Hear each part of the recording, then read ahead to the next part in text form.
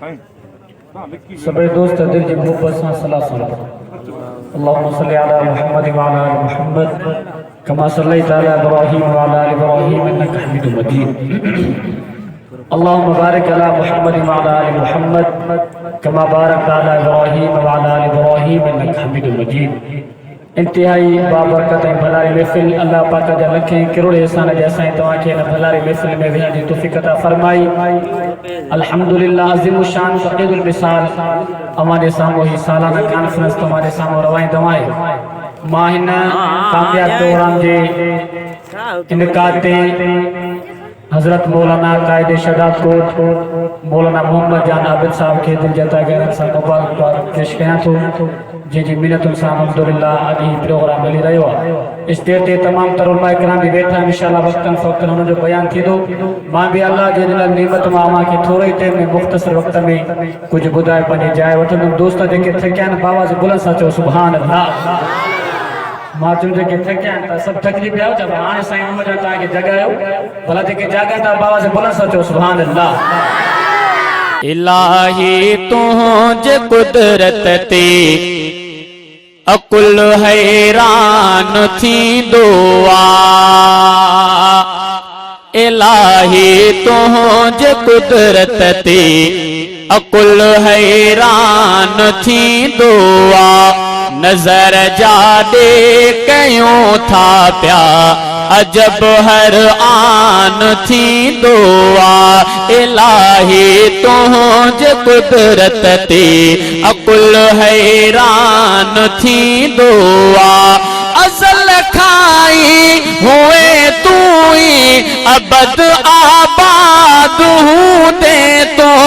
ازل کھائی ہوئے توئی ابد آباد ہوں دے تو ہجن تو جو ضروری بیو امکان تھی دعا الہی تجھ قدرت تے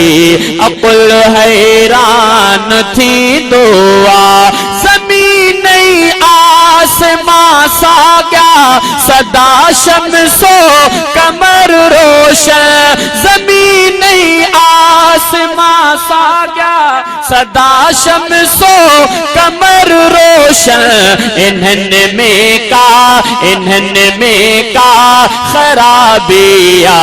نہ کو نقصان تھی دعا الہی تجھ قدرت تے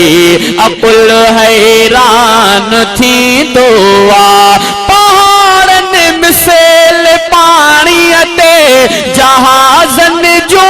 قطاروں ہن پہاڑن مثل پانی اٹے جہازن جو قطاروں ہن ہوا میں کیا جہازن تے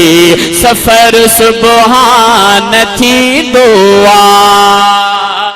ہوا میں کیا جہازن تے سفر سبحان تھی دعا الہی تجھ قدرت تے